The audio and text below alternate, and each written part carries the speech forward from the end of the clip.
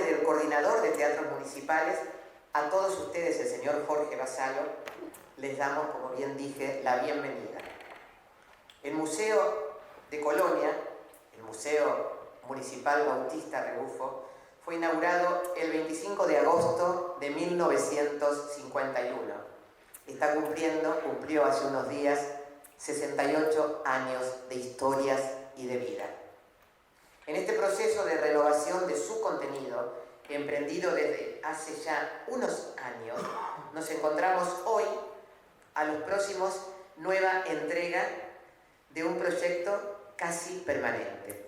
Se trata de la sala Un Chispazo de Libertad, cuya temporalidad ocupa el siglo XIX, un siglo agitado en el que se forja nuestra patria.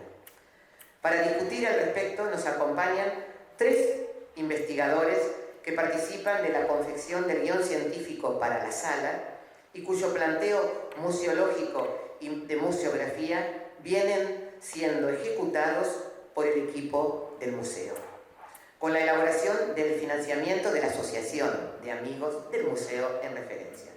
Sin más, vamos a emprender este recorrido de la mano de estos amigos. Así que voy a presentar a quienes integran este panel: el licenciado magíster Marcelo Diabusquiazo, el profesor magíster Sebastián Rivero y el escribano público y profesor de historia Raúl Rolo Rosselló. Les doy la bienvenida y comenzamos entonces.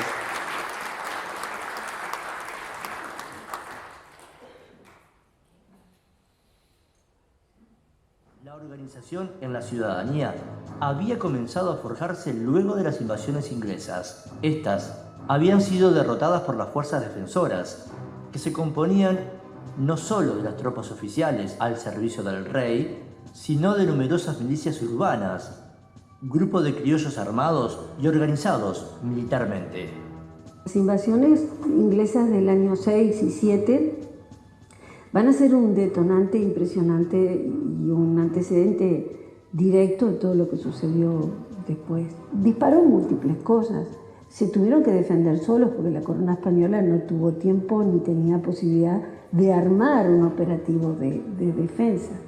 Eso no tiene luego marcha atrás, porque es un ingreso en las armas, en sitiales que antes tenían requisitos muy especiales. No cualquiera podía ser miembro del ejército español. Eso es una puerta que se abre y el que ingresa tiene un protagonismo y tiene un destaque, tiene un ascenso social, un antes y un después en la participación de la cosa pública, que yo te diría es el primer escalón de la forja de ciudadanía. Estaba hablando Ana Ribeiro en un fragmento de La fuga de Artigas, la película de Fabián González. Bueno, acá empezamos a lo que es el tema de intercambiar experiencias y un poco también de cada una de la especialidad. Invasiones inglesas es un periodo en la historia muy importante y a veces no tenemos el conocimiento o quizás no le damos la real dimensión a ese gran hecho que fueron las invasiones inglesas y puntualmente Colonia con los hechos que se desarrollaron aquí en Colonia. Recordemos que en 1806, en la primera invasión, o lo que conocemos como la primera, Colonia va a ser fundamental. ¿Por qué? Porque aquí en Colonia es donde se va a reunir en el Real de San Carlos, junto a Liniers, las fuerzas de la expedición que va a reconquistar Buenos Aires, la capital del Río de la Plata, la capital del virreinato.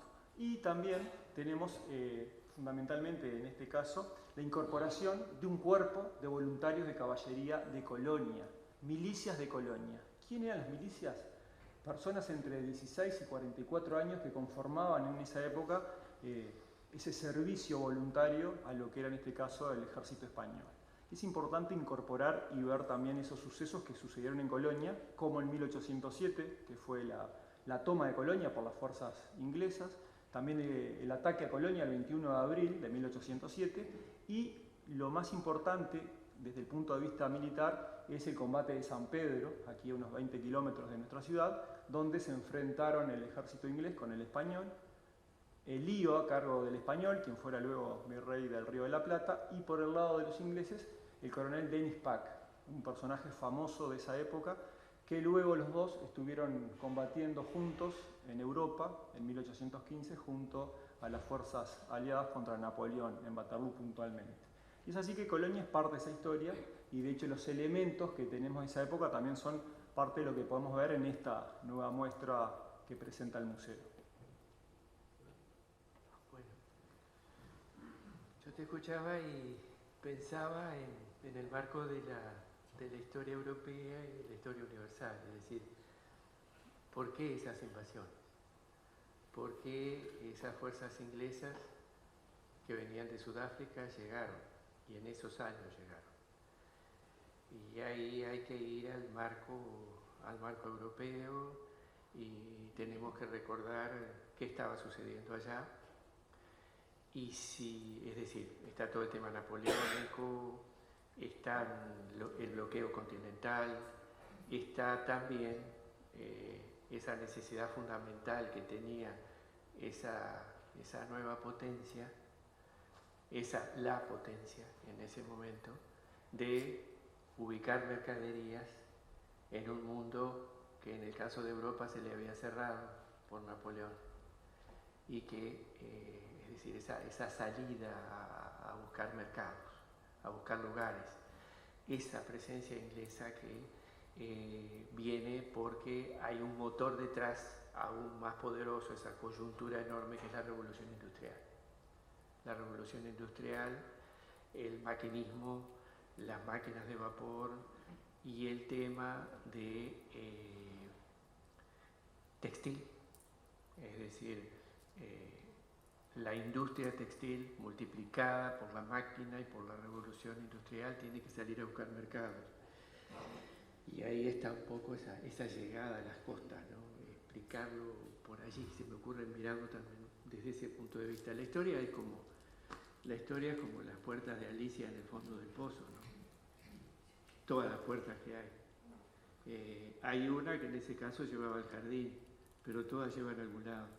Y eso es lo fascinante que tiene, que quizás que en el fondo de ese pozo, cuando una sola puerta se llevaba al jardín, cuando te pones a mirar historia, todas las puertas te llevan a algún lado. Y a su vez te encontrás en otros pozos con otras puertas. Dale, Sebastián. Gracias. Bueno, con ese juego de puertas o de escalas, ¿no? Ir de lo de macro a lo micro y volver para de Colonia.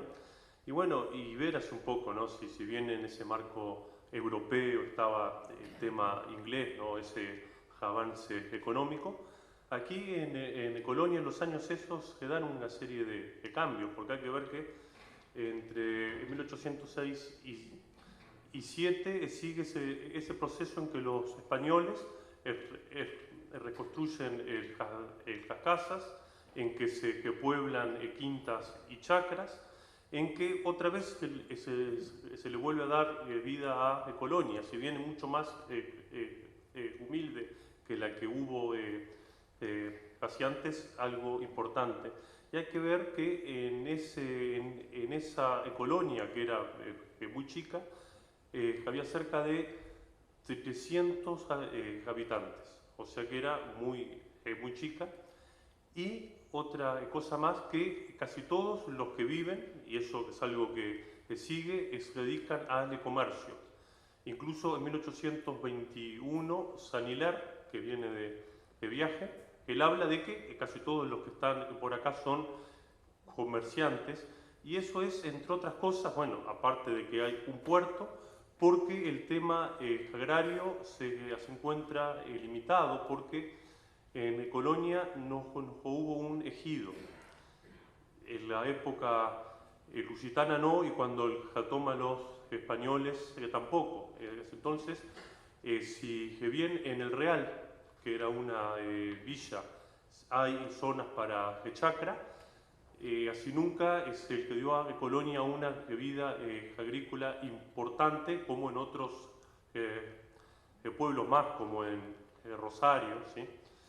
Y casi entonces es que uno ve a lo largo de todo este siglo que la gente que vive por acá o van a ser o empleados públicos o gente que vive del comercio, algo que quizás hasta hoy día tenga una serie de impactos. Bien, después tenemos en 1808 un elemento también muy importante, que es la invasión de la península ibérica por Napoleón y el efecto también que eso trae acá a América. Uno de ellos es a finales del año 1807, cuando Juan VI y su corte vienen desde Lisboa, abandonan Portugal y se establecen en Río de Janeiro, peligrosamente cerca para nuestros intereses. Y también va a suceder luego, cuando es apresado Fernando VII, el rey de España, por las fuerzas napoleónicas también, y ahí se va a poner en juego la representatividad. Hay un hecho que siempre marco. Cuando Artigas vence en la batalla de las Piedras, dice: viva nuestro rey, viva Fernando VII. Y ahí nos dejan claro que lo que se discutía en ese momento era quién representaba la autoridad del rey cuando éste no estaba. Si era la Junta de Mayo de Buenos Aires o la Junta de Regencia de España.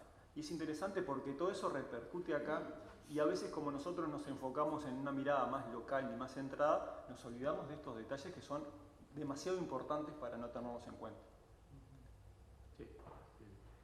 Sí, justamente el tema de la crisis española. La crisis española. Porque, es decir, se había ayornado España en las reformas borbónicas. ¿Qué había pasado con esas reformas? ¿Realmente llegaron a modernizar algo o terminaron cerrando nuevamente el imperio? Y claro, y esa crisis de la metrópoli con la invasión napoleónica es la que provoca toda la reverberación en la América española y también en Portugal, obviamente, ¿no? Es decir, ese sentimiento que además los criollos y los americanos ya venían oyendo del caso de la Revolución Americana, que se podía desprenderse uno de la metrópoli, ¿no? Es decir, y generar una vida propia.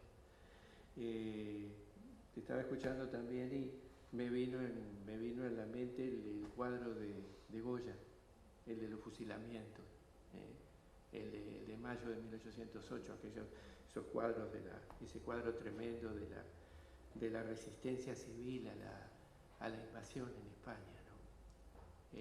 Un cuadro neoclásico de enorme fuerza, es decir, que va sirviendo, que va haciendo ese caleidoscopio de las emociones humanas de la época, ¿no?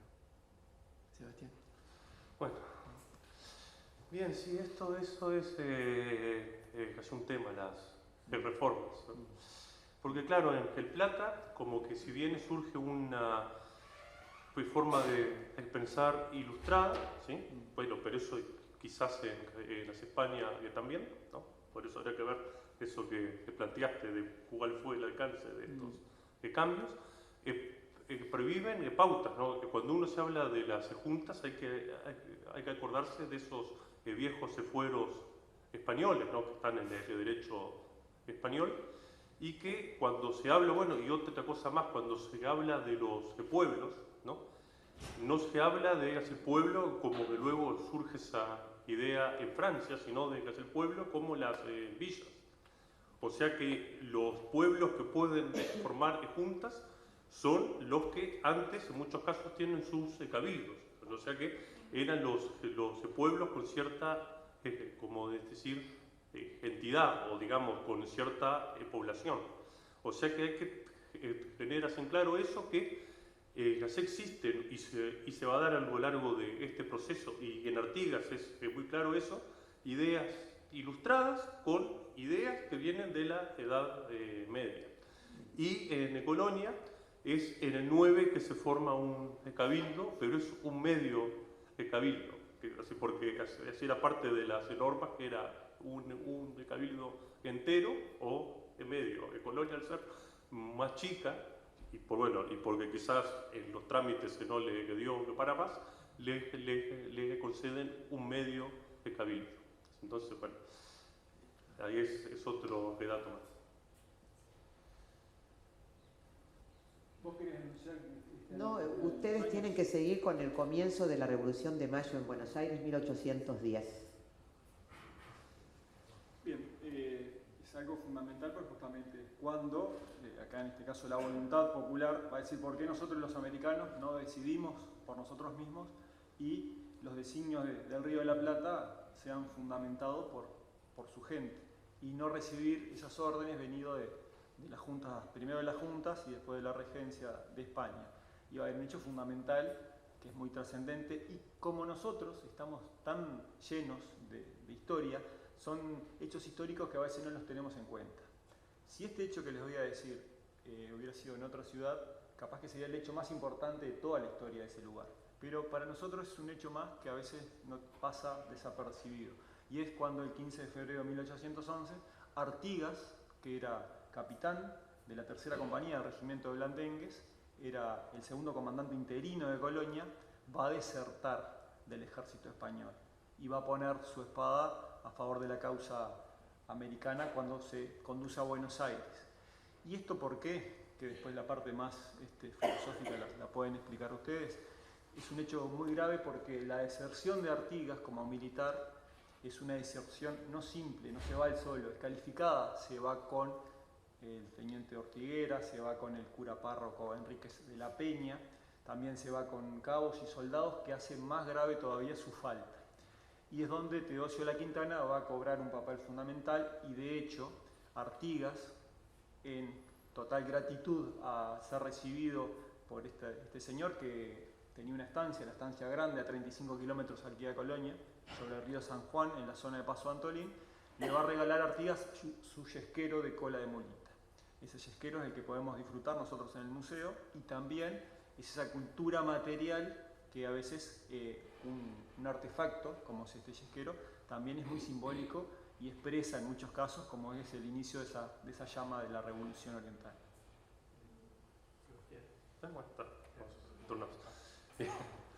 Bueno, no, en el 10 hay que ver un par de factores, ¿no? Y es algo más bueno, y que eso sigue, siempre ese impacto en Colonia de lo que pasa en Buenos Aires, algo que es hasta hoy día, y en varios de estas guerras o conflictos, siempre hay que ver eso, ese impacto de, al ser zona de frontera, digamos, eso casi influye más. Y es entonces con esto de la Junta de Mayo, es que como bien se enteran en Colonia que se hizo y lo que se va a resolver, aquí es que la cata. O sea que lo primero es que se declaran fiel a la Junta, eso en junio. Ya al mes van a estar en contra, porque en lo que es el resto de la banda oriental se ponen casi en contra de Buenos Aires. O sea que en Colonia van a ser fieles a la Junta porteña solo un mes. Y es desde ese punto que controla mucho más, digamos. Si bien después se sigue habiendo hasta el 11 gente que se declara fiel a la Junta de Mayo, digamos acá el gobierno que estaba era del Pino, es uno de los que va a hacer un control estricto y va a estar en contra. Y otro punto ahí creo que se puede ver más, pero quizás eso para verlo en el 11, o sea que quizás ahí y seguimos con estos temas.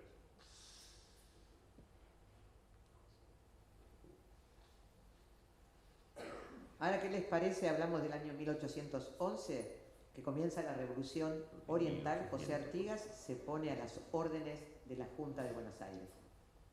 Bien, el otro día en el programa Ana Cristina, que tuvimos los tres, creo que fue Rolo que dijo que en La Paz somos los hijos que enterramos a nuestros padres, y en la guerra son los padres que entierran a sus hijos. La revolución, la guerra, produce cambios violentos, son muy dinámicos, muy rápidos. Vemos cómo políticamente también se cambia fácil y rápidamente, a veces de posición, pero va a haber siempre alguien que va a sufrir las consecuencias, que por lo general es el pueblo, y en este caso también parte de ese pueblo, que son los soldados, que son los que combaten en estos hechos. La Revolución Oriental de 1811 va a ser trascendental justamente por la salida de Artigas de acá, para nosotros incorporarlo a lo que es la figura de Artigas a Colonia, y también por los hechos. No nos podemos olvidar de la toma de Coya, los hechos de armas relacionados a nuestra zona y bueno, y lo que representa para todos nosotros. Además que avanzar y ahondar más desde mi punto de vista, que ya con la figura de Artigas y ese hecho del 15 de febrero de 1811 es un hito, y ahí donde me quedo en el relato, porque también lo tenemos el lugar geográfico ahí al lado del bombero, frente al Supichi, que están marcados y jalonados por esos monolitos, y que a veces somos injustos con esa historia que no la reconocemos. Eran las primeras horas de la madrugada del 15 de febrero de 1811.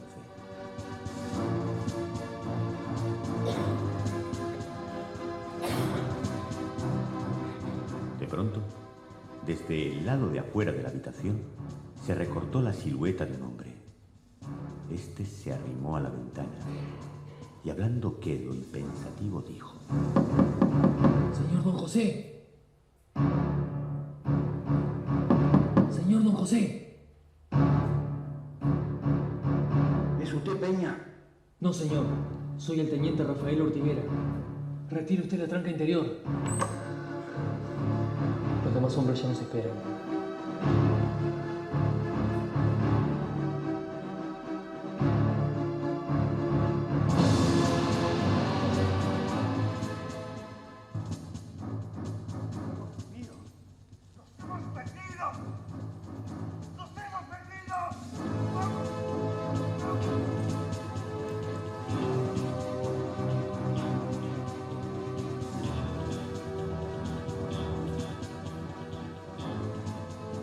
Al abandonar Artigas la plaza fuerte de Colonia, se dirigió a la zona donde actualmente se encuentra el Estadio Supichi. Frente a ese sitio hay dos monolitos que marcan este hito histórico. De ahí inmediatamente toma los caballos y se dirige por el antiguo camino del Real de San Carlos y va a alcanzar lo que es los Altos de San Antonio, en la zona de Otogulf, y luego va a tomar la ruta 21, pasando por la Cuchilla de la Pólvora, hasta llegar a la zona de Piedra de los Indios. Ahí continúa y va a tomar lo que actualmente se conoce como la Ruta 83, pasando frente a la Escuela 60, pasando por el Paso Castaño sobre el Arroyo San Pedro, alcanzando San Pedro Norte y luego llegando al Paso Tarariras sobre el Arroyo Tarariras, afluente del río San Juan.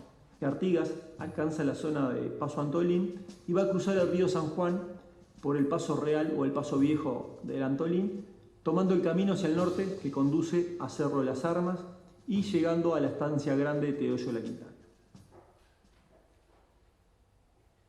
Se acaba de ver el video del fragmento de La fuga de Artigas, una película dirigida por Fabián González. Y ahora, ¿qué les parece si nuestros magíster hablan de las instrucciones del año 1813? Yo les voy a dar el pie a ustedes diciendo que acá es el momento en que la mejor arma, en este caso, que no es el sable, sino que es la pluma, se transforma en esto que son las instrucciones del año 13. Filosóficamente es un documento monumental. Es un documento que admiro, decididamente. Está todo, la nueva filosofía está incluida ahí. Todo el tema todo aquello que venía de la Revolución Francesa, de la Revolución Gloriosa Británica, de la Revolución Americana, el nuevo valor del hombre, los derechos, la libertad, las nuevas libertades. Es un documento notable, que todos haríamos bien en releer de vez en cuando, ¿no? y refrescarlo constantemente. Sebastián. Bueno, bien. Sí, instrucciones, bueno, ahí es un poco, y es lo que da pie a lo que va a ser Artigas, pero antes quiero ir a un punto previo, que es esa idea de las provincias, ¿no? Porque a veces no se entiende bien que durante un tiempo y largo lo que es hoy día de Argentina no existió, eran provincias Estado, ¿no? Y lo que propone Artigas, cuando él casi entiende esto, es crear esa especie de federación de provincias que cada una era un Estado, ¿no? Digamos, era la idea esa, y por eso él insiste mucho con la confederación. O sea, estados, ¿sí?, que se unen entre sí, ¿no? Y entonces, el 13 él le propone esto, pero ya aparecen estas pujas ya en el 10, cuando Funes se suma a la Junta de Mayo. Digamos, ahí ya empieza la tensión entre las provincias y Buenos Aires, ¿no? Y eso, bueno, trae todo así esto, ¿no? Entonces hay que ver lo que da, lo que hace Artigas es en ese marco, ¿no? De lo que va a ser así luego esa guerra o esa idea de cómo armar ese puzzle con todas estas provincias-estado. Y con el tema de los puertos, a Colonia en las instrucciones da un rol importante, porque ya en esa época, y luego sigue los ingleses usan este puerto. O sea que ahí Brown ya trafica cueros y ya Artigas ve, pero era algo evidente, de que había que darle un impulso a este puerto. Pero eso, sin embargo, aunque esté en las instrucciones, ese impulso, digamos, aunque luego en el 15 se le da, no prosigue, ¿no? Y entonces, si uno ve el puerto de Colonia, tuvo a lo largo de su historia y hasta hoy día altos y bajos. Y el peso que tuvo esa idea de la confederación en todos los años que siguieron, hasta incluso las leyes del 25, el famoso tema que hablábamos el otro día. Exacto. Nos separamos y nos unimos, porque eso es Artigas que sigue pesando así, esa idea de la confederación o la federación. En fin. Instrucciones del año 13 en la voz Artículo del primero. actor y quién está ahí. Primeramente pedirá la declaración de la independencia absoluta de estas colonias, que ellas estén absueltas de toda obligación y fidelidad a la corona de España y familia de los Borbones, y que toda conexión política entre ellas y el Estado de la España es y debe ser totalmente disuelta. Artículo segundo. No admitirá otro sistema que el de la Confederación para el pacto recíproco de las provincias que forman nuestro Estado. Artículo tercero.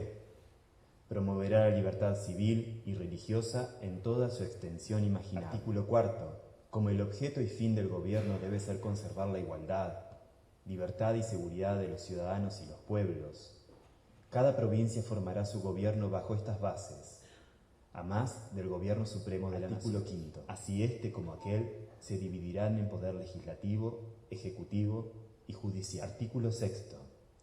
Estos tres resortes jamás podrán estar unidos entre sí y serán independientes en sus facultades. Artículo octavo.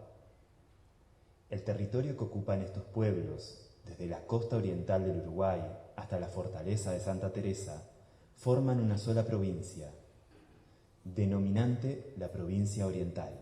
Artículo 11. Esta provincia retiene su soberanía, libertad e independencia, todo poder, jurisdicción y derecho que no es delegado expresamente por la Confederación de las Provincias Unidas, juntas en Congreso. Artículo 12. Que el puerto de Maldonado sea libre para todos los buques que concurran a la introducción de efectos y exportación de frutos. Artículo 13. Que el puerto de la colonia sea igualmente habilitado en los términos prescriptos en el artículo anterior. Artículo 16. Que esta provincia tendrá su constitución territorial y que ella tiene el derecho de sancionar la General de las Provincias Unidas, que forma la Asamblea Constituyente. Artículo 18. El despotismo militar será precisamente aniquilado con trabas constitucionales que aseguren inviolable la soberanía de los pueblos. Artículo 20. La Constitución garantirá a las Provincias Unidas una forma de gobierno republicana y que asegure a cada una de ellas de las violencias domésticas, usurpación de sus derechos, libertad y seguridad de su soberanía, que con la fuerza armada intente alguna de ellas sofocar los principios proclamados. Delante de Montevideo, a 13 de abril de 1813. Destacamos que la voz es de Andrés Leal Bentancur. Se viene el año 1814 y concluye la dominación española en el Río de la Plata. Bien, el Regimiento de Granaderos General José de San Martín de Buenos Aires luce en uno de sus brazos un escudo de honor de paño donde dice Montevideo 1814. Es para ellos muy importante mantener esa fecha, recordar ese hecho, que es el fin de la dominación española en el Río de la Plata y la evacuación de Montevideo. Para los orientales no nos fue fácil ese periodo porque ya en 1811, donde Artigas, siendo parte de la Junta de Mayo, se enfrenta a los realistas, a la fuerza de Posada de Montevideo, pero también recordemos que en 1811 tuvo que enfrentar la invasión portuguesa y luego se enfrenta a lo que es el directorio porteño y vamos a tener en este periodo, en enero de 1815, una victoria que es fundamental, quizás más trascendental de lo que es la batalla de las Piedras. ¿Por qué? Porque en la batalla de Guayabos es cuando quedan los orientales, todo lo que es el actual territorio de nuestro país, en poder de las fuerzas orientales, en poder de Artigas, y eso es fundamental. El tema también de cortar ese cordón con lo que es España es muy importante porque va a generar otras ideas, nos vamos a nutrir también de otros ejemplos y que a la postre se van a ver reflejados también en el ideario artiguista. Mientras tanto, en Europa está culminando todo el periodo napoleónico, la caída de Napoleón y el Congreso de Viena. El Congreso de Viena con la restauración monárquica, es decir, una especie de regreso o un intento de regreso a las monarquías o al modelo monárquico absoluto que de alguna forma era la inspiración de toda la gente que se reunió en Viena en ese congreso. Eso repercute en toda Europa, tiene de alguna manera que repercutir en América, pero evidentemente en América el proceso de independencia ya está en marcha. Hay evidentemente en toda América una serie de movimientos que ya no van a dar marcha atrás aún frente a esta restauración europea, ¿no? A esta restauración del Congreso de Viena. Sebastián. Bien, bueno, es algo sobre Colonia en esta época, ¿no? Para ver Bien, las clases altas de Colonia eran pro-españoles. Entonces, en el 12, varios que van de la ciudad. Y luego, cuando está en manos de los porteños, que Calviar, que estaba por aquí, hay algunas de estas clases altas que volvieron y hay quejas de que Calviar y sus tropas hacían abusos, ¿sí? Y entonces es que cuando en el 15 los orientales se expulsan a los porteños, se lo recibe muy bien a las tropas de Artigas, aunque, insisto, antes habían estado en contra. O sea que hay que ver que en Colonia, lo que va a ser una tendencia, las clases altas sobre todo fueron apegadas al orden, y todo el gobierno que le pueda dar ese orden se lo acepta bien. O sea que si a las tropas de Artigas en una época se las puede ver mal, luego se las elige por sobre los porteños, y en el 15, ahí digamos hay una etapa hasta 1816 que se las toma muy bien, y bueno, eso lo vemos en próximas fechas, ¿no?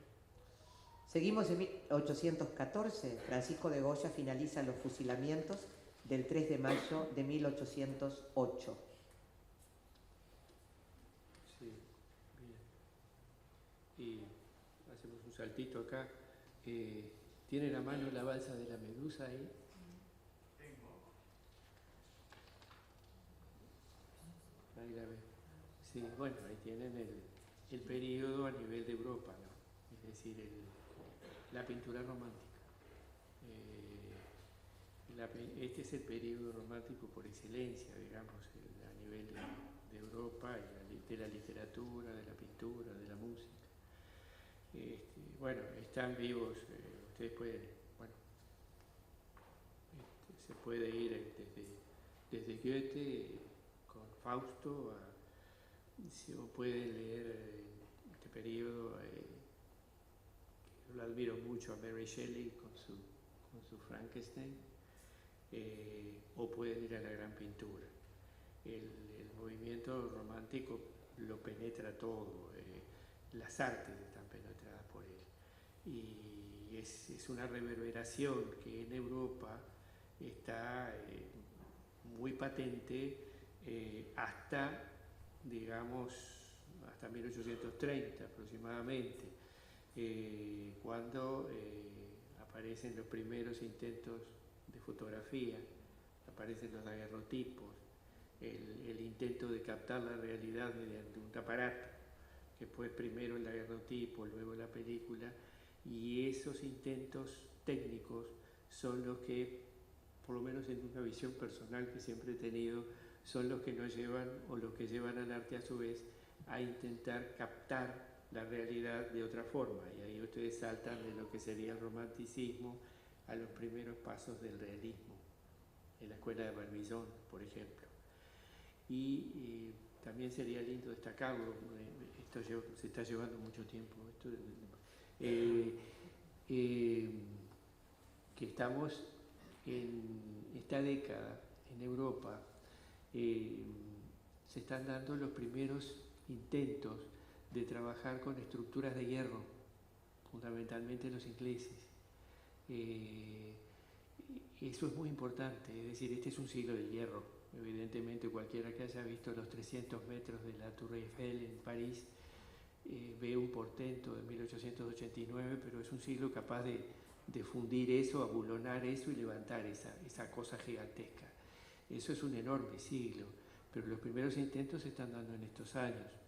El famoso pabellón, el Royal Pavilion, que es una preciosa construcción en hierro de Nash, es quizás uno de los más emblemáticos de esta segunda década en cuanto al intento de una nueva ingeniería. Eso es lo que es, esas son las reverberaciones que vienen desde Europa, evidentemente, ¿no? Sebastián. Estamos con la dominación portuguesa. Fuimos, sí, estamos 16. No, si querés, digo, ¿qué pasó desde que se fueron los españoles en 1814 hasta 1819? Ahí tenemos algo importante, que de hecho ayer se cumplieron 203 años, cuando un 28 de agosto de 1816 los portugueses iniciaron lo que nosotros conocemos como la segunda invasión portuguesa. Y en este caso también, en 1818 la toma de Colonia por esos portugueses. O sea que comenzamos nuevamente a hablar portugués en Colonia porque se ocupa, Colonia se ocupa la ciudad, y comenzó un periodo que administrativamente, Sebastián lo puede referir mejor también, pero como que muchos, a Manuel Rodríguez, quien va a secundar luego en el mando al jefe que estaba en ese momento, dice que fue un periodo de bonanza, y eso también las altas aristocracias, y quiero que lo digas vos después, lo van a tomar también de su forma. Y un detallecito que nos había quedado para atrás, cuando se fundó lo que fue la Biblioteca Nacional por Artigas, y el santo y seña para el ejército oriental, que fue el sean los orientales tan ilustrados como valientes, que marca también parte de ese ideario artiguista, reflejarlo con esos hechos tan importantes. Bueno, ahora se me vino, se acordé que es un dato que dije mal, el que tuvo la saca era es Dorrego y no Olviar. Dorrego. ¿Puedo poner los portugueses ahora? Dale, sí. No, y esto en 1800, bueno, nos fuimos, pero 16, alguna cosa, que ahí es que se crea la Colonia con los límites que tiene hasta hoy día. O sea, de departamentos son que se crean, creo, más o menos, Marcelo, ¿te recordás vos si eran 6 o 6? Bueno, Colonia es uno de los pocos que puso límites son los mismos hasta hoy día. Y abarca los pueblos en la época esa era víboras, que vacas no eran Colonia, víboras, el Real y el Colla, eran esos pueblos.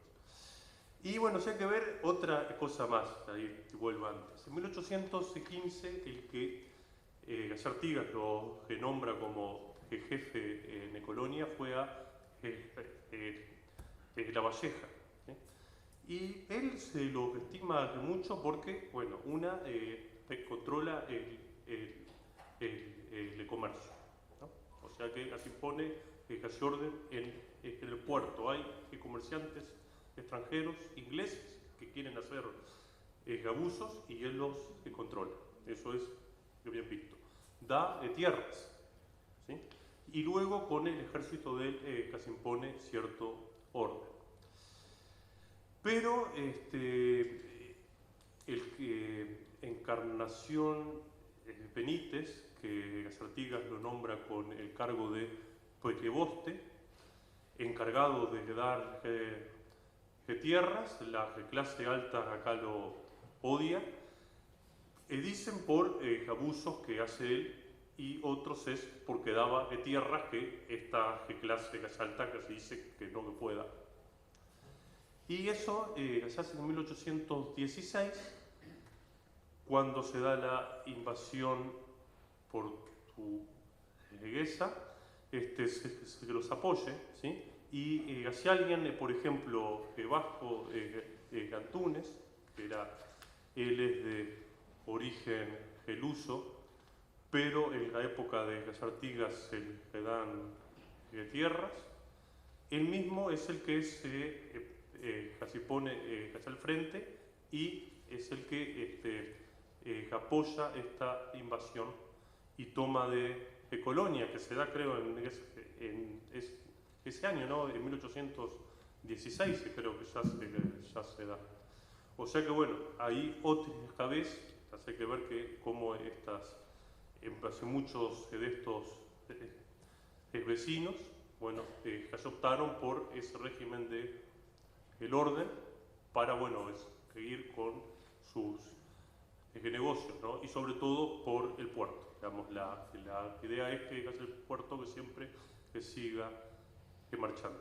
Hay un tema interesante que vos decís ahí, y ahí me voy a avanzar al año 18, que en mayo de 18 es cuando se toman los portugueses Colonia, y anteriormente Artigas no poseía una armada, y es donde va a librar las letras patentes, que es a aquellos propietarios de barcos que quieren poner su barco a órdenes, en este caso de las fuerzas de Artigas, en la forma de letras patentes. Que es así, se le daban 3 patentes: la de navegación, donde autorizaban a navegar con su barco con la bandera oriental en este caso; la de presa, tomar prisionero, tomar presa a aquellas embarcaciones a las cuales Artigas le había declarado la guerra; y también, aparte de esta, la de corso. La actividad corsaria, en este caso, es llevar esta actividad y atacar estas naves, tomarlas, conquistarlas, y el botín es para el propietario del mismo barco. ¿Qué sucedía con esto? ¿Qué lograba Artigas? Era que sin tener una armada tenía elementos, los corsarios, navegando por el Océano Atlántico, por el Mar Mediterráneo, por el Caribe, tomando presas y disminuyendo la capacidad operativa de sus enemigos, tanto los portugueses como los españoles también, que fueron naves atacadas.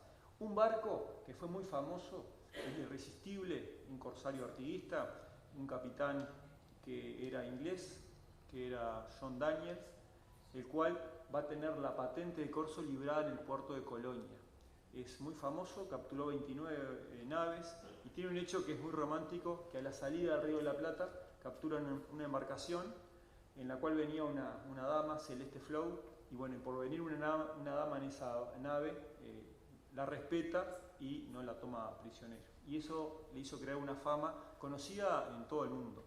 Por lo general, las presas de los corsarios de Artigas y del Irresistible puntualmente, que había salido acá de Colonia, se conducían a Baltimore, a Estados Unidos.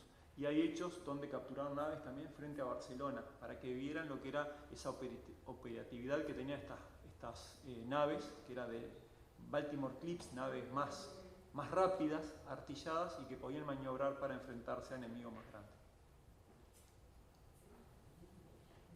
Bueno, ahora vamos a la dominación portuguesa, 1821. Tenemos que llevarlo un poquitito más rápido, porque esas son las... bueno, capaz que podemos ir se va a dormir el público. Avanzando más, sí. No lo Quizás, ves, pero quizás. Hay que llevarlo porque queda cantidad. No, cierto. Estamos Bien, grande acá la dominación portuguesa 1821, con 2 hechos fundamentales, y me voy a extender un poco en los años venideros. a fines de 1821, en diciembre, Juan VI, que había venido, como vimos hoy en 1807, a Río de Janeiro, va a volver con su corte a Lisboa. Y Pedro, el príncipe Pedro, su hijo, va a producir el Eu Fico, el Me Quedo, y es cuando se queda en Brasil. Luego, en el 22, es vuelto a llamar y va a pronunciar el grito de Ipiranga el 7 de septiembre de 1822. Le va a dar la independencia, que es la independencia o muerte de Brasil, que es una independencia en la cual no hay un enfrentamiento entre las partes, en lo que es, o sea, está ligado en el tema de las armas. Y acá en Uruguay, yo digo que a río revuelto, ganancia de pescadores, va a producir el espacio y el tiempo y el momento justo para que, en ese momento, cuando se separa lo que es Brasil de la corona portuguesa, va a haber un enfrentamiento entre Carlos Federico Lecor a favor de pertenecer a los brasileros y el coronel da Costa el general da Costa a favor de quedar con los portugueses. Y es el momento que van a iniciar las tratativas para luego en 1825 aquellos viejos tenientes de Artigas llevar adelante lo que fue la cruzada libertadora. Y es el momento oportuno, como que estaban agazapados esperando el momento, y el momento político era ideal. ¿Para qué? En este caso, que había problemas entre los lusos brasileros, lo aprovecharon y de hecho va a quedar Lecor en Montevideo a cargo de todas las fuerzas brasileras, y nosotros vamos a pasar a ser parte de esa provincia cisplatina. Bueno, y en eso sí hay una cosa, ¿no? Colonia acá fue como un sitio fuerte para ese dominio de Brasil. Entonces hay y bueno, resulta que para las historias ver crónicas de viajeros, ¿no? Que eso ilustra bien, y hay una de 1825 de un viajero inglés, es anónima, que cuenta de cómo era acá Colonia, y dice, bueno, entre otras cosas, que estaban estas tropas de Brasil, y que se casaban con damas de Colonia, y que la gente por acá era como muy de hacer y fiestas, digamos, y dice que entre otras cosas que había para toda Colonia un solo billar, que es donde iban estas tropas. O sea que, digamos, como que no había mucho para hacer en ese medio. Sí. Y en el marco de la historia más amplia, recuerden ustedes, acá ya tienen un personaje como Canning. Canning, que es el vocero británico, el gran diplomático británico, que es el que está constantemente tejiendo las redes para tratar de abrir espacios a los intereses británicos en toda América. Tienen también, mirando a Europa, que Canning va a tratar de evitar de cualquier manera que los franceses puedan hacer pie acá de alguna forma, ¿no? en esa Francia que resurge, que tal vez pudiera tener intereses imperiales ultramarinos, y también no se olviden de la Declaración de Monroe, que es un poco impulsada por Canning también, ¿no? Es decir, un poco cuando aquello de que no tolerará a Estados Unidos que potencias extranjeras intenten, etcétera, etcétera. Ustedes recuerdan esa declaración. Eso viene un poco por trabajos de Canning refiriéndose específicamente a Francia, que es en realidad creo que el gran tema, ¿no? Que estaba detrás. Ahí están hablando de 1822, 23, 24. Es todo lo que después salta cuando uno ve el tema de la convención preliminar. Bien, y ahí hay un hecho importante en Colonia, el 14 de diciembre de 1823, que cuando se juntaron en la iglesia mayor para hacer un Te Deum, para reconocer a lo que era el príncipe regente de esta provincia cisplatina, Pedro I, y finalizado el Te Deum, dice, un día de tormenta, un rayo cayó en lo que es la iglesia, donde habían depositado pólvora en la parte superior, y bueno, se perdió parte del techo, se perdió mucho material, y de hecho fallecieron muchas personas, o bastante, que de hecho figuran solo los ciudadanos nobles, en este caso José de Alagón, la viuda de Palacios, el hijo, y después hay números que estimamos puedan ser de los sirvientes que tenían a su cargo, aquellos que estaban en la liturgia para servir también parte del personal de la iglesia también falleció en ese hecho. Recordando que el cuadro que pinta Darwin, es cuando verdad. pasa por acá, es esa iglesia. Sí, y ese pueblo derruido, ¿no? La desolación. Lo único que te queda es, en definitiva, los melocotoneros, como dice ahí, que crecen entre las ruinas. Claro, un poco más. El que habla de ese episodio es Huigil, sí. Que era chico él, digamos, que no sé si muere la madre de él o si alguien, que el Huigil es el abuelo de Azarola Gil. Ah, mirá. Entonces Azarola Gil hace un poco la obra histórica de él por asistencia de Huigil, que para la Junta hizo una crónica de Colón. Así que Azarola tenía... O sea que Azarola que tiene incluso, Azarola Gil, en su libro está esta crónica. Mirá vos. Esa no la tenía. Luis Gil, sí. Bien, y después llegamos a lo que es 1825, donde también Colonia va a tener una parte fundamental. Más allá de todo el tema de los hechos del 25, 3 días antes de la declaratoria de la independencia, un hecho de armas en lo que es la playa de Artilleros, donde un tren de artillería volante, o sea, un cañón tirado por un caballo, de los patriotas o de los orientales se bombardea con un barco de la escuadra brasilera. Y también es importante Colonia, ¿por qué? Porque el representante para lo que fue el gobierno provisorio el 14 de junio de 1825 es representando a Colonia, Manuel Calleros, que yo no sé si el nomenclátor lo recuerda, creo que no, pero es el primer presidente del gobierno provisorio de 1825. Y luego, un mes después, 2 meses después, él va a representar a Rocha como diputado por Rocha, ¿por qué? Porque Colonia tenía 3 representantes, 3 diputados. Uno que era por Rosario, que era Lapido, después Núñez por las vacas, e Ignacio Barrios por las víboras.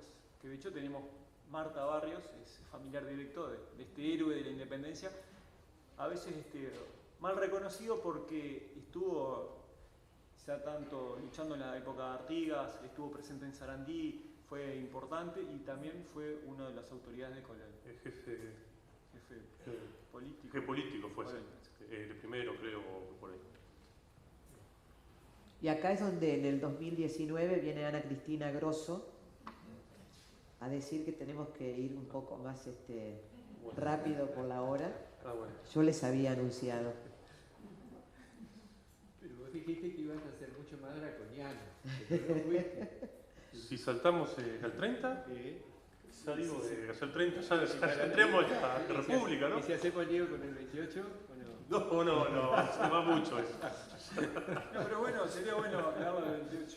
Lo que dijiste el otro día, que es importante, las 3 fechas. Las 3 fechas, sí, claro, bueno. sí, eso está bueno. Eso es ineludible. Además, ¿y Inglaterra dónde la dejaste? Wow. Bien, bueno, entonces 28. Wow. Uy. Pero rápido. Rápido. Bueno. Bien, bueno, en esta es el año, así es un poco cuando se crea el Estado uruguayo. Si uno que fuera a ver, digamos, la fecha en que nace, sería esta fecha. En 1825 no, porque las 3 leyes, una era volver a unirse a las provincias unidas, y en el 30, digamos, que se jura la Constitución, ya existíamos como Estado. El tema que por qué es que no se toma esta fecha del 4 de octubre, y porque, bueno, se firma la paz en una cosa un poco gazarosa por la represión gas inglesa, o no gas inglesa, sino que Ponsonby es el que, digamos, se habla de esto, pero lo que sí los estudios varios que mencionan que lo que soy Uruguay nace como por el azar, era una chance entre otras más. Y hace entonces hay un informe que hace Samuel Hood de 1823 o 25 ahí, que dice que hay como 5 grupos. Unos que son pro España, otros son pro de Brasil, otros son pro Inglaterra y otros son pro las provincias y luego hay uno que es el que dice que es con casi gente que viene de la época de Artigas, que quiere que se cree un Estado. O sea que había 5 grupos y 5 chances. O sea, crear un Estado era una sola. Y se crea en la época esa que no es fecha patria, porque bueno, digamos, si uno acepta la fecha esta, acepta como las múltiples chances esas, ¿no? Que digamos, bueno, el orgullo patrio quizás no le halaga mucho. Claro, y en octubre se sigue celebrando, todos los 4 de octubre se hace un acto en la Plaza 4 de octubre, donde un historiador local, Vicente Caputi, defendía esta posición y se sigue recordando también. Es importante por ese lado. ¿Y qué les parece si vamos entonces a 1930, la jura de la Constitución? Arranco yo, bueno. Arranco yo. Bien. Bueno, cuando se la jura, pero que se habla sobre todo para el Colonia o para el interior, que se crean como 2 órganos importantes, que van a ser la Junta Económica, ¿sí? Que es un ancestro de lo que es la Junta hoy, aunque tiene un rol más municipal, ¿sí? Encargada de educación, el abasto, ¿sí? Pero con menos fuerza de lo que eran antes los cabildos. Y luego se crea lo que fue el cargo de jefe político y de policía, que era como una especie de intendente de hoy día más el jefe de policía.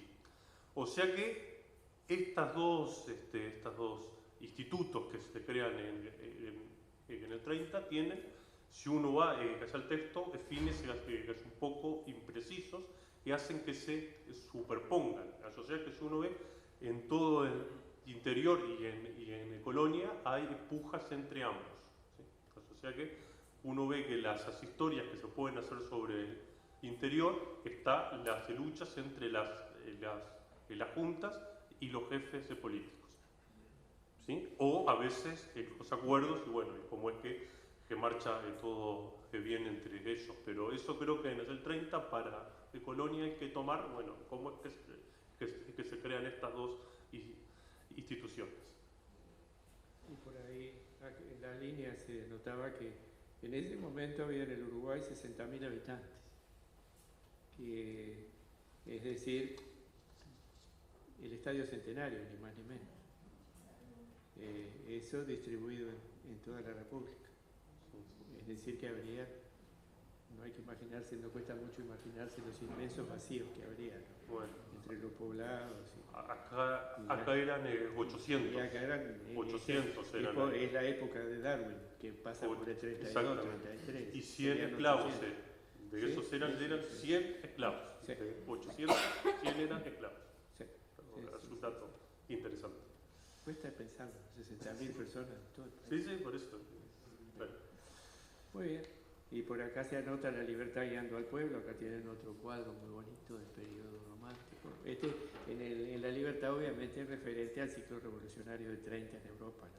Los 2 grandes ciclos revolucionarios, los de 1830 y los de 1848, que son realmente un terremoto en Europa por diversas razones, ¿no? Histórico, los 2 grandes ciclos. Y ahí un poco la culminación en ese 1830 del espíritu romántico. Por ahí también tienen las grandes novelas de Hugo, ¿no? Tienen ahora que, con la desgracia de lo que ha ocurrido en Notre Dame, tienen esa magnífica novela que es Nuestra Señora, ¿no? y que Esmeralda, mejor dicho, o Nuestra Señora de París, preciosa novela, ¿no? Y las otras también, que ese enorme genio romántico produce en toda su vida, aunque él se desfasa, el movimiento romántico cesa, pero él continúa trabajando dentro de ese espíritu, ¿no? El caso como Los Miserables, por ejemplo, o ese precioso libro que tiene de poesía, ¿no? La Légende des siècles, la leyenda de los siglos, que es un epítome de lo romántico europeo, ¿no? Histórico, ¿no? Sí, precioso. Oh, sí. La construcción de la humanidad, ¿no? Exacto. Esos fristos que se mueven. Es imponente. Es como si vieras todo Angkor moviéndose, ¿no? Más o menos. Es imponente. Qué pluma para poder pintar la humanidad en movimiento. Era un genio. Y cuando pintaba, a pesar de que pintaba poco, pero era un genio, evidentemente. Es esos grandes monstruos que tuvieron los franceses, ¿no? Chateaubriand, sin duda. Bueno, en fin, no sigamos. Bien. Lo que vamos a hacer es pasar a hablar de lo que es 1836, sí, 19 de septiembre de 1836, que marca un hito en lo que es el punto de vista político y en las divisas. Es la primera vez que se utiliza las divisas blancas y coloradas en la batalla de Carpintería, donde Ignacio Barrios va a combatir en la batalla de Carpintería también, y bueno, que eso también es ya identificarse con uno de los dos bandos políticos del momento, evidentemente con su forma y su forma de pensar. No sé si ustedes quieren agregar algo a esto o pasamos a la Guerra Grande, que es producto de esto, al 39. Y ahí tenés otros pataleos europeos acá. También. Igual. Acá y acá en Colonia.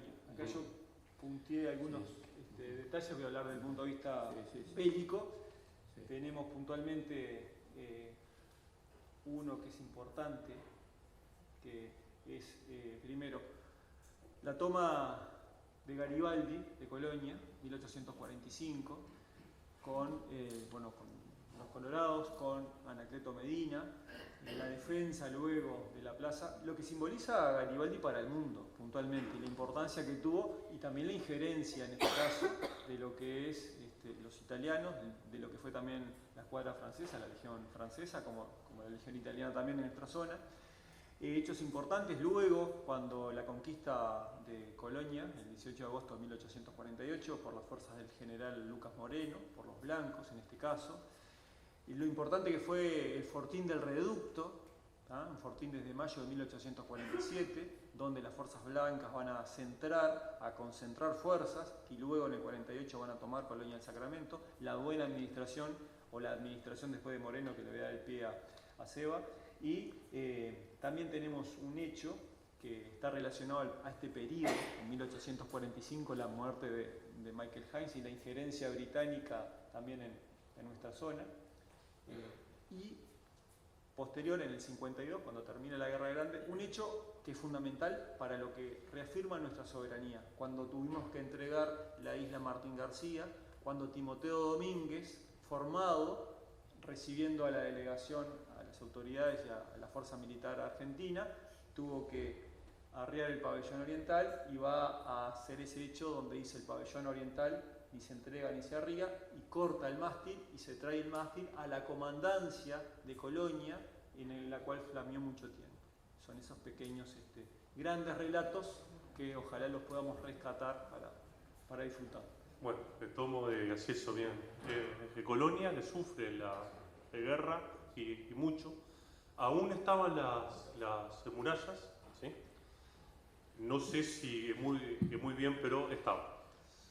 Y Colonia está en manos de los blancos de 1800 hasta 43 al 45, que ahí es el jefe de Montoro.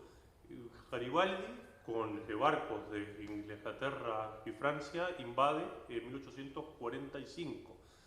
Hay unas crónicas que hace Valle, Lorenzo Valle, y narra eso, y Garibaldi mismo que cuenta, que dice que, bueno, que los barcos así bombardean la ciudad, arrasan de las casas, que los blancos huyen ellos, y es ahí que Garibaldi cayó solo, así baja de un barco y entra por acá cerca, digo, así entra por este lado, y ve así como es que los blancos van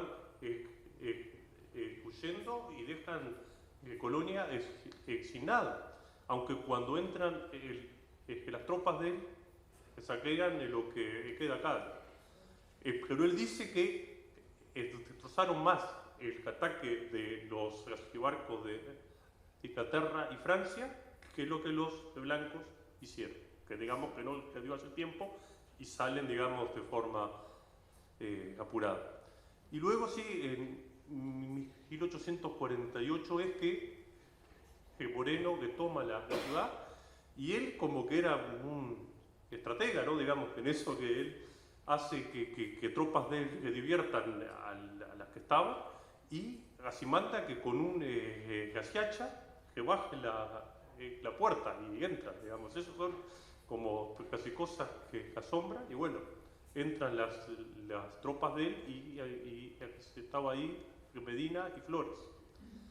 Y luego es que Moreno, blanco él, de 1848 al 51, acá, bueno, se lo aprecia mucho porque trajo otra vez casi orden, de paz, las estancias se vuelven a estar casi en paz, habilita el puerto, que respeta a los extranjeros, que eso, digamos, se lo aprecian de Francia y de Inglaterra, elogian, hacia parte de Moreno, que es algo, es pariente de la casa de María. Él era un estanciero, digamos que casi incluso casi Nova era para la época esa es alguien muy avanzado, ¿no? Es decir que digamos, si en el ejército, digamos, fue muy eficiente, como civil, digamos, él, digamos, hizo y muchas obras, digamos que eso entre otro más, que tampoco sé que si hay una calle, cuál es el nombre de él, sería otro más para que se le ponga, exacto. También hay una zona acá en el departamento de Colonia que es el Paso Hospital, que es sobre el río San Juan, que es en el centro del departamento de Colonia, cercano a Cerro de las Armas, donde ese hospital de campaña, un hospital de sangre de la Guerra Grande, lo instala también los blancos, las fuerzas de Lucas Moreno, y estaba el cirujano, era un francés, Salvador Larrey, que es el dato que siempre le pregunto a Sebastián porque me olvidó el nombre. Y después él es uno de los que está en el Faro, cuando en el año 45 se empieza a hacer el Faro, es el Larrey que lleva las cuentas. La administración. Qué maravilla todo. Estaba en todo, ¿no? Qué maravilla todo lo que están armando con las conexiones, ¿no?, interactivas tan interesantes. Ahora va a actuar Tintín de la Guerra Grande, de la figura en las manos de Paolo Oberlay y Micaela Daguero.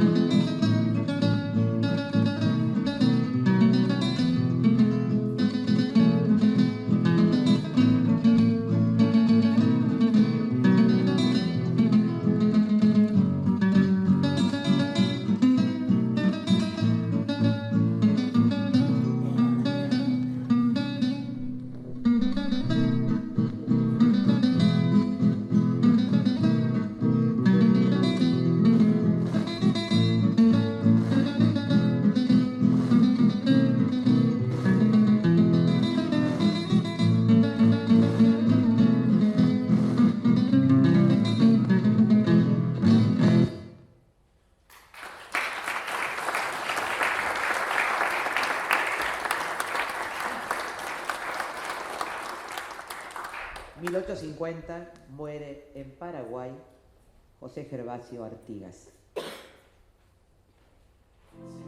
Desde este momento, usted es libre. Puede ir a donde quiera. El gobierno paraguayo lo declara en libertad. Muchas gracias, pero prefiero quedarme acá.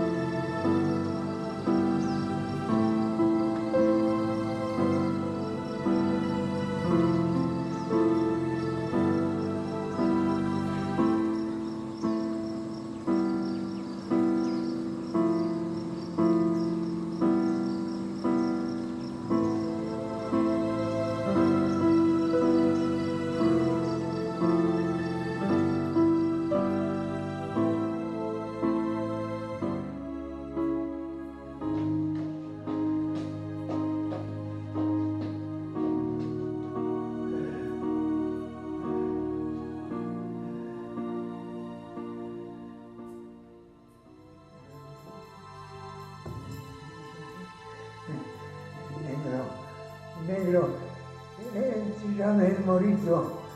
No quiero morir montado en una cama.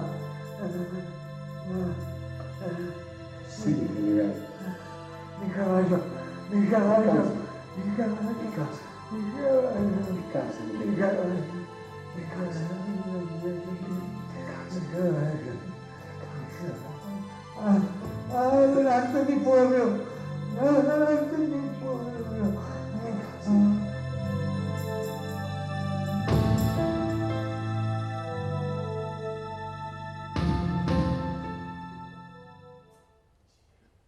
Vimos ahí otro fragmento de la película de Fabián González, La fuga de Artigas. Sí, yo brevemente, cuando falleció Artigas, lo entierran en el cementerio de la Recoleta, en el lugar donde se llama el campo de los insolventes, aquella gente pobre, y bueno, luego cuando son repatriados los restos, van a ocupar sus restos óseos lo que es la urna que está en el mausoleo. ¿Ustedes saben qué tiene esa urna? O a veces pensamos, no, son las cenizas de Artigas, son los huesos, y cuando se cambió, ya hace muchísimos años atrás, y estuvo en el Blandengues, cuando se hizo ese paso, está registrado parte de lo que había. Y bueno, de lo que había eran restos óseos de Artigas, parte de huesos, un zapato, algo que dicen que era piel o que era parte de una oreja, que yo no sé si puede quedar después de tanto tiempo, pero que era también como que fue levantado lo que había en ese sitio y puesto, no son cenizas como nosotros a veces pensamos, era por gente que lo vio a él. Y saliendo, acá anota la línea el famoso entierro en Normands de Courbet. Ahí tiene ya la pintura realista en plena eclosión en Europa. Por supuesto que el desarrollo de la fotografía. Y se cita acá, en 1851, el año de los tratados, en Inglaterra, el famoso Crystal Palace. Ya allí tienen una estructura de hierro, vidrio y madera, incluso de enormes proporciones, ¿no? Una especie de invernadero gigante que presagia además y que señala a su vez en 1851 el principio de lo que ha de ser un medio siglo, prácticamente decía hasta 1900, de las grandes exposiciones universales europeas. Es Europa ese centro del mundo que se junta en esas exposiciones universales. La Torre Eiffel es la marca de una de ellas, la del 89, pero que también estuvo en la del 900, perdón. Los edificios que lamentablemente se armaron o se desmontaron durante todas esas décadas, y que marcan el enorme poderío europeo, ¿no? O la presencia, incluso en esas exposiciones universales, del mundo colonial de las respectivas potencias que se hacía allí, que hacía así su presencia, ¿no? ¿Qué otra cosa podríamos señalar por acá? Bien, vamos a dejarlo ahí. Después de la Guerra Grande se va a formar un triunvirato: Flores, Lavalleja y Rivera. Fallece Rivera y fallece Lavalleja, y va a quedar Venancio Flores en el poder de hecho, y vamos a sufrir en 1854 la intervención brasilera, y luego va a venir la presidencia de Berro, que acá hay un detalle importante con el tema del comercio, y yo te voy a dar el pie, donde pasamos de lo que se llama de la edad del cuero a la edad de la lana. Y ahí se queda. Bueno, bien. Y con Berro, otra cosa más que Berro, él y Quiró antes, y que se impone la política de fusión, que era esa idea de que los partidos o bandos eran culpables de las guerras y que había que superarlos. Entonces ellos hablan de una fusión de los elementos cisanos de los dos partidos y crear como otro partido. En Colonia, de Moreno y Huigil se afilian a estas tesis de la fusión y son los que apoyan a Berro. Digamos que aquí hay que ver, digamos, que Berro de Colonia tuvo el apoyo de estos dos que eran blancos ellos. Bueno, Berro fue blanco. Y sí, ahí arranca el tema del ovino, que Colonia es una de las zonas más importantes.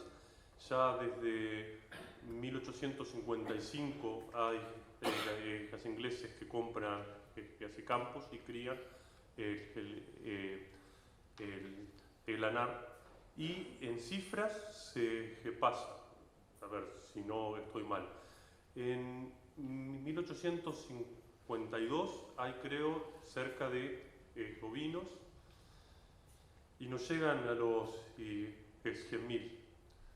En 1870 ya se llega a 1,5 millones en Colonia. En el Uruguay son de cerca de 16 millones.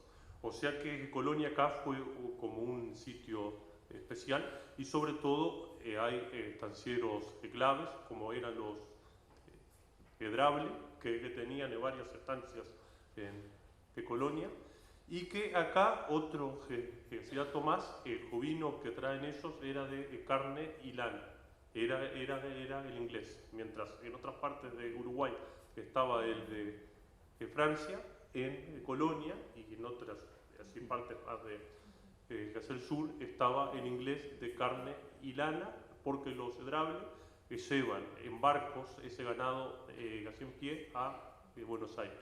O sea que bueno, acá fue Colonia como un sitio importante para el tema del ovino. En el horizonte mayor, en la década de 50, 60, hay varias cosas que tienen que tener presentes cuando uno ve la historia nacional, con qué emparejarla con lo que está ocurriendo afuera. Primero, acuérdense, en la década de 50, la guerra de Crimea. La guerra de Crimea, que siempre queda ahí un poquito, que se sabe que fue muy cruel, que Sebastopol, que esto y lo otro, pero ojo con esa guerra, porque esa guerra que es 53, 56 prácticamente, esa guerra está después planteando un mapa europeo que es el que, salvo parte del Imperio Otomano que se desintegra en parte, es el que plantea la Europa del 14, la que va a la Primera Guerra Mundial. Cuando a nosotros nos enseñan la Primera Guerra Mundial, generalmente se olvida Crimea. Crimea es fundamental para entender la Guerra del 14.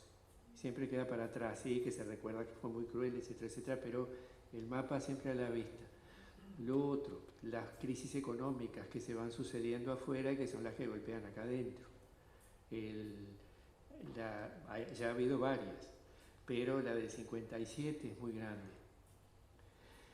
Y después, otra cosa terrible que incide en lo que ustedes contaban, que es la guerra de secesión. La guerra de secesión del 61 al 65 en Estados Unidos, que se lleva 1,5 millones de vidas, es la que determina el bloqueo de la producción del algodón del sur. Entonces, la necesidad que había de fibra textil del algodón norteamericano que se cierra por la guerra civil, se suple con la lana. Y es la lana, por eso la lana hace esa explosión.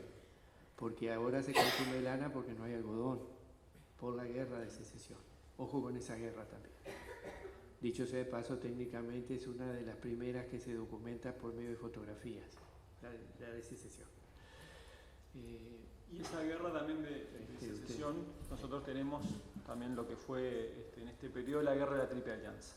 Otra fecha muy importante dada acá en nuestro departamento fue el 18 de junio de 1864, cuando los ministros Elizalde, donde Thornton también por Inglaterra, el brasilero y el general Venancio Flores se van a reunir en Puntas del Rosario y de hecho van a conformar la Triple Alianza. Esa Triple Alianza que va a costar muchas vidas, también va a ser de 1865 a 1870, donde va parte de nuestro ejército, 2.500 hombres, y retornan 250, donde van a haber hechos muy sangrientos. De hecho, la batalla campal más grande librada en Sudamérica, la de Tuyutí el 24 de mayo de 1866, la de Boquerón del Sauce, donde pierde la vida León de Palleja, 8.500 hombres muertos en 3 días, o el 22 de septiembre de 1866, como fue Curupaití, 8.000 muertos en medio día. Entonces, eso también repercute en una forma muy impresionante en lo que es. Y Colonia, de hecho, relacionado a los personajes de Colonia, Manton y su astillero, es uno de los que va a fletar barcos para llevar, aparte del ejército oriental, a lo que es el teatro de operaciones. Y es fundamental también esa partida. Cuando sale Flores de Montevideo, el primer muerto lo va a tener a la altura de Nueva Palmira ya por disentería. O sea que también la guerra nos afectó puntualmente. Y de hecho también tenemos personajes como fue el coronel Arroyo, relacionado también a la guerra del Paraguay que combatió ahí. ¿Qué les parece si hablamos de un hecho ocurrido en 1869, que es el primer servicio ferroviario del país? ¿Qué sabemos del ferrocarril? Sé cómo hace el ferrocarril. Sé cómo el ruido que hace el ferrocarril. Y es la máquina de vapor. No, le puedo hablar del ramal oeste que es el que domino. No, pero evidentemente que acá va a traer un avance tecnológico muy importante, el tema del tren, pero también tenemos el tema de la intervención británica, no solo con el tren, sino con las aguas corrientes, con la energía eléctrica, con lo que es el telégrafo, el teléfono, que también lo vivimos acá en Colonia puntualmente. Y luego el ramal oeste, que es el que se va a inaugurar en 1901 recién, y va a ser lo que va a permitir sacar la producción de Colonia y de lo que es su campaña hacia Montevideo y por el puerto. Y afuera está funcionando ya la segunda revolución industrial, la otra. Sí, sí. La primera era la del vapor, que era lo que movía las cosas en definitiva, ¿no? Ya que el tren de tomar minutos, sí. Después, pero... no sé si se acuerdan del famoso barco, aquel gigante, el Great Eastern, aquel que era tan grande, que se consumía todo el combustible y no podía avanzar, ¿no? Es decir, al final era un gigante de hierro, que debe ser de la década del 50 ese. Era tan grande, tan poderoso que nunca pudieron repostar lo suficiente y se les quedaba. Entonces terminaron utilizándolo para el tendido del primer cable submarino, porque acá ya están ustedes en el tiempo de los primeros cables submarinos telegráficos, ¿no? Y ese barco sirvió para eso antes de que lo desguazaran. Claro. Era gigantesco, no sé si no tenía 200 metros de largo, una barbaridad, el Great Eastern. Lo otro que se podía señalar es que bueno, estamos entrando, está la segunda revolución industrial, esta es la de la química, la del motor de explosión, la del telégrafo, la del fonógrafo, la de Edison, en una palabra también. Eso corre atrás. Y también se puede mencionar para el país que estamos entrando en la codificación. La codificación es el gran paso, uno de los grandes pasos hacia la modernización. Si vos ordenás las leyes en cuerpos, en grandes códigos, estás dando un paso gigante. Empezás con el civil o con el rural o con el de minería o el de aguas o lo que fuere, el código o el penal o el de procedimiento civil son los códigos que están cimentando, están fortaleciendo la estructura jurídica de la República, ¿no? Eso es este periodo, la codificación. Siguen aconteciendo cosas, 1870, 1872, la revolución de las lanzas y la batalla de Manantiales. Bien, acá hay un periodo también muy importante, el tema de la campaña. En este periodo es donde se crea la Asociación Rural del Uruguay, 70-71, y puntualmente la Revolución de las Lanzas va a ser un enfrentamiento entre las fuerzas nacionalistas del general Timoteo Aparicio, secundado por el octogenario Anacleto Medina. Va a haber un hecho fundamental. Ellos van a reclamar por la participación en lo que es el gobierno. Timoteo Aparicio era un general no de carrera, pero sí que tenía un gran dominio de lo que era la campaña, un gran conocimiento de sus hombres.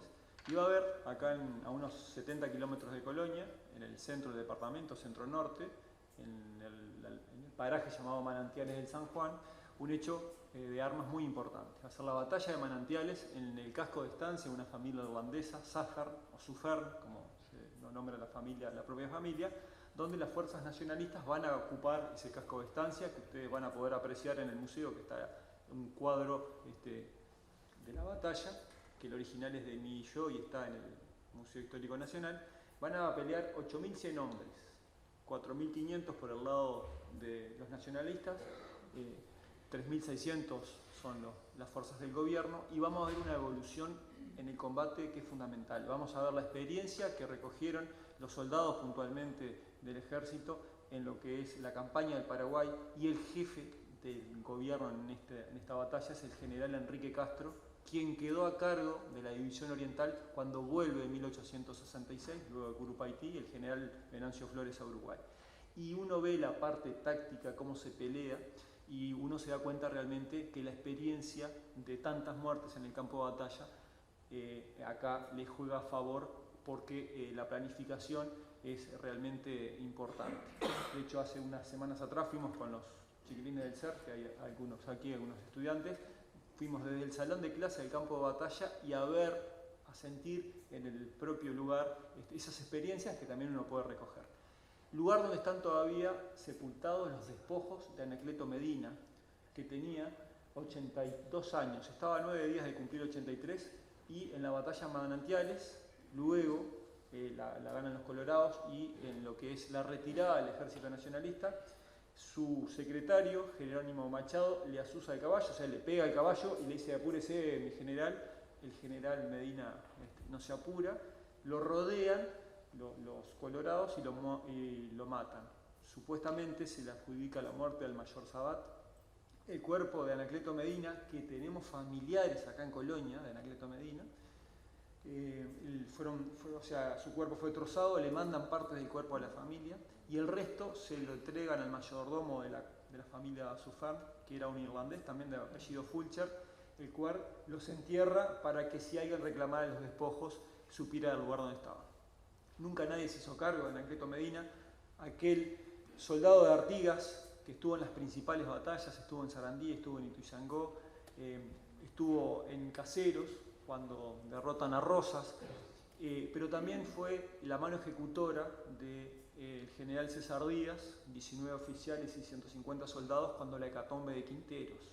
Y luego esa separación del Partido Colorado y pasó a formar parte de las filas del Ejército Nacional, del Ejército Nacionalista. Y es así que, bueno, sus despojos todavía están en la estancia acá en Manantial. Y volvemos a 1871, un episodio de fiebre amarilla en Buenos Aires y ese óleo inspirador de Juan Manuel Blanes. Que le ha dado más de un dolor de cabeza a algún alumno cuando los profesores se ponen exigentes para que estudien la estructura de la obra, ¿no? Cómo está presentado el episodio, el gran pintor de la patria. Tenemos también en 1872 La salida del sol, impresión se llama, de Monet. Ahí ya están en la etapa del impresionismo europeo, ¿no? Es decir, del impresionismo francés. Es revolucionario. Tal vez si uno pudiera comparar con lo que es una pintura de Ingres, de allá de 1820, 20 y pico, con lo que es la formulación impresionista, uno ve el enorme salto que da el arte acá al aprehender la realidad de una manera totalmente distinta, es decir, con la pincelada suelta, con la elaboración rápida en base al color, con el hecho de una pintura que se hace fuera del estudio, que se hace en un caballete sobre la marcha, y todo lo rupturista que tiene esto. Ojo que esto a su vez es lo que está dando pie a ni más ni menos que a Cézanne. Y Cézanne, que muere en 1906, es a su vez el gigante que le está dando pie a Picasso. Es decir, terminamos a lo largo del 19 con una revolución en la pintura.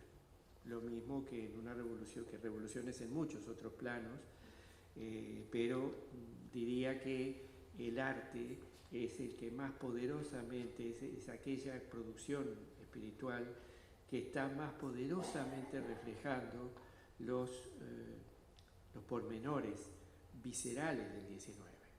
Cómo termina esta gente viendo la realidad frente a cómo la veían al principio, en 1815 o 1820. ¿Qué pasa en esas décadas cuando nos atrevemos a pintar así? Y cuando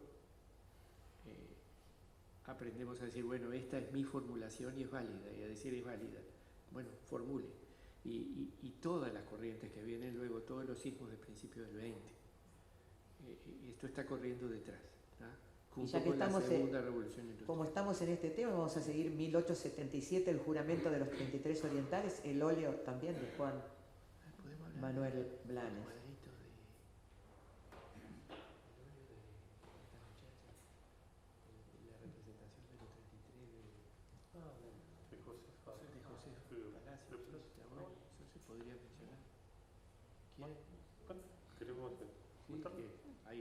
Hay un óleo de los 33 orientales, el juramento de los 33, este es el clásico, pero también Josefa Palacios hizo otro, que es anterior a este, y que quizás tengamos el privilegio de poder verlo en Colonia por un tiempo, que no se sabe todavía dónde se expondría, pero claro, es una obra preciosa, es pequeña, es muy bonita.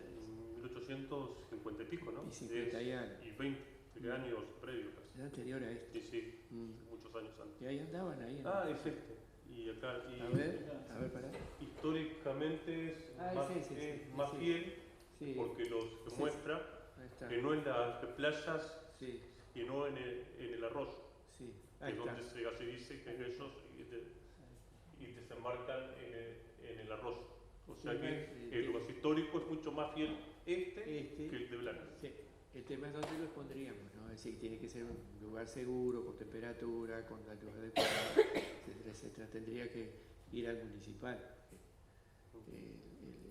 Pero parece que podría venir. Sí, vamos a hacer una Seguimos con la historia. En 1879 se crea el Registro General de Estado Civil. Ajá. Y además eso es Juan Zorrilla de San Martín compone la leyenda patria. El registro civil es una de las columnas vertebrales del Uruguay actual, la partida. Se acaban los registros parroquiales y ese ordenamiento de partida de nacimiento, de matrimonio, de defunción, de adopciones, es una de las médulas de la República. Esa fe que tenemos todos en esos documentos que están guardados ahí, en ese doble libro del cual uno se va a Montevideo y el otro queda acá, cada año, etcétera, etcétera, ¿no? Es uno de las... Lo mismo que la reforma escolar, ¿no? Está hablando un apasionado escribano público, ¿no es cierto? Qué maravilla. No, pero no queda más remedio. Ese es el target. Pero si yo digo la reforma escolar, no lo digo como escribano público. Es verdad, no, estaba hablando del registro civil. Y la reforma escolar es notable, ¿no? Lo mismo lo quiso Sarmiento en la República Argentina. La apertura esta que se hace, de decir, bueno, siéntense en los bancos de la escuela y crezcan. ¿Qué les parece si escuchamos el padre de la patria, le dicen, Juan Zorrilla de San Martín, la leyenda patria, y la va a recitar? Yo les quiero decir que en este teatro hace un tiempo atrás su nieta China Zorrilla también la recitó. Hoy tenemos a un actor coloniense, director, profesor de teatro, Pedro Chajía, que la va a interpretar, la leyenda patria de Juan Zorrilla de San Martín.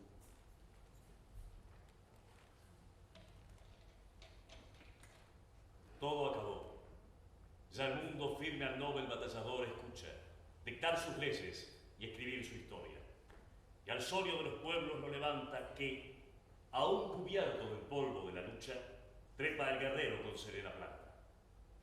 Y la patria, redención ya consumada, exige el culto de sus hijos fieles en el altar del alma conservada. Tú, a la sombra feliz de tus laureles, patria, patria adorada, en tu tranquila tarde del presente, de tus santos recuerdos, al arrullo duerme ese sueño de los pueblos grandes, de paz y noble orgullo. Rompa tu arado de la madre tierra, el seno en que rebosa las pies tempranas en la dorada espiga y la ciega abundosa. Corone del labriego la fatiga, cante el yunque los salmos del trabajo, muerda el cincel el alma de la roca, del arte, inoculándole el aliento y, en el riel de la idea electrizado, vuela el espacio y vibre el pensamiento. Y las viriles arpas de tus bardos palpiten las paternas tradiciones y despierten las tumbas a sus muertos a escuchar el honor de sus canciones. Y siempre piensa que en tu heroico suelo no mide un palmo que valor no emane. Pisas tumbas de héroes. ¡Ay! ¡Ay del que las profana! Protege, oh Dios, la tumba de los libres. Protege a nuestra patria independiente que inclina a ti, tan solo a ti, tan solo ante ti, la coronada frente.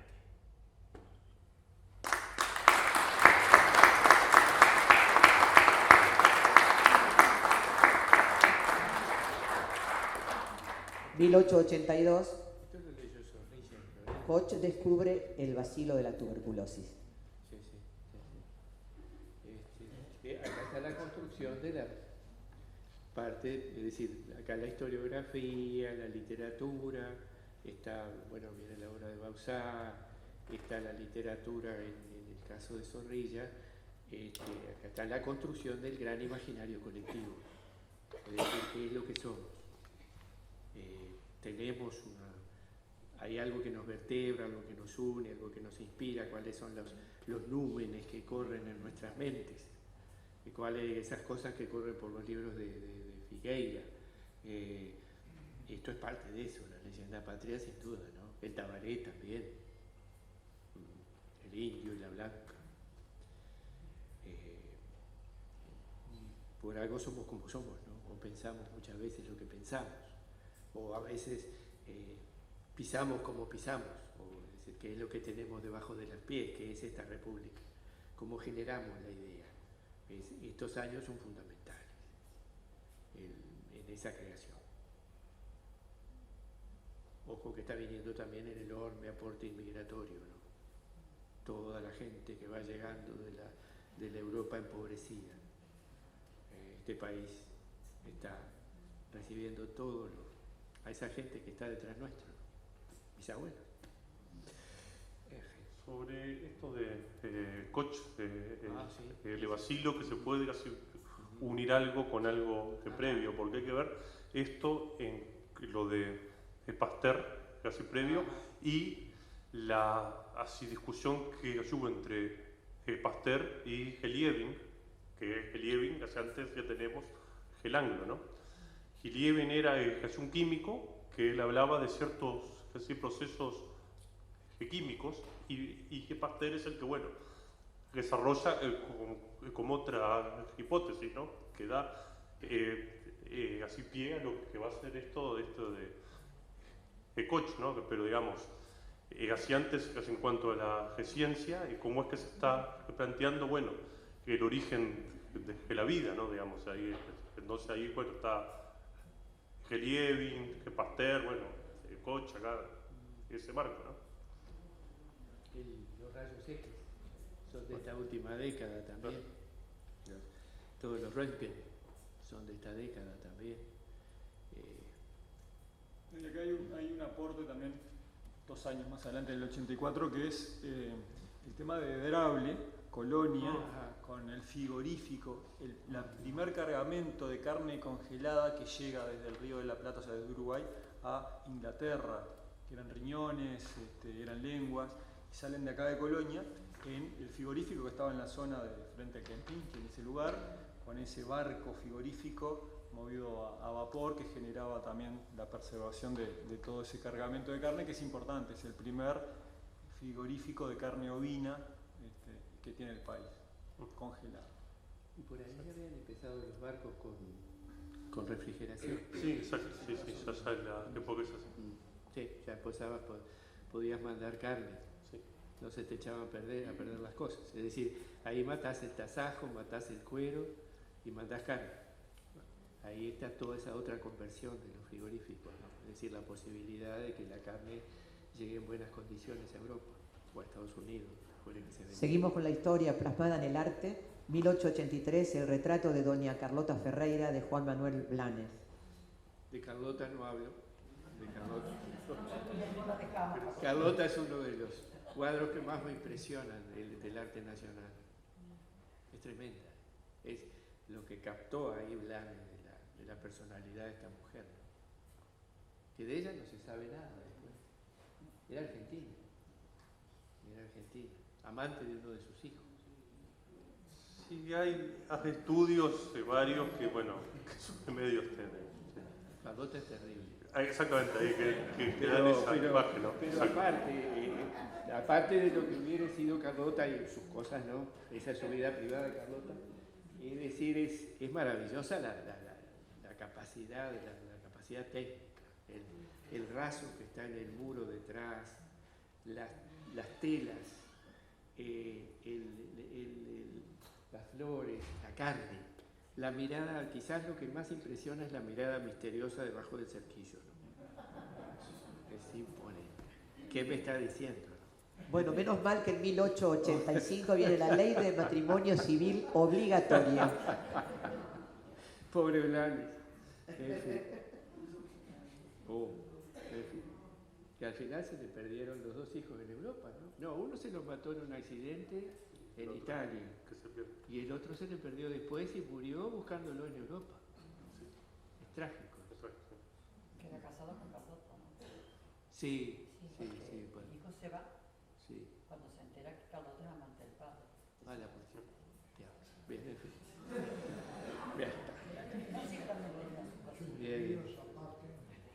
Bien. Maestra de ceremonia. Bueno, estábamos diciendo que qué suerte que en el año 1885 vino la ley de matrimonio civil obligatorio. No sé, la época esa es de Santos, ¿no? De Santos. Del Santí. Del Santí. Acá, bueno, está lo más asesorado de Carámbula, la época de él, que era el jefe acá, bueno, y muchos crímenes que se le atribuyen, que no se sabe. Que estaba ese cuento que tenía una jaula con tigres, ¿no? Pero, las leyendas, pero bueno. También en el 88 está el caso de la intervención norteamericana, cuando estaba el US Tallapooza, aquí fondeado en Colonia, y hay un hecho que involucra a los hijos del que era en ese momento el jefe político, que era Neves, a los Neves, sí. Que habían asesinado a 2 personas, Carro y no sé si era Aranda. Y bueno, que intervienen el 25 de diciembre, en la Navidad de 1888, tienen que desembarcar un piquete de marines norteamericanos, que es una intervención armada en un país extranjero para ellos, y también causa un problema grande donde debe renunciar luego Neves, donde sí, Paunero, que era el comandante de la comandancia en ese momento también, y generó un problema diplomático importante esa intervención en los asuntos internos de un país.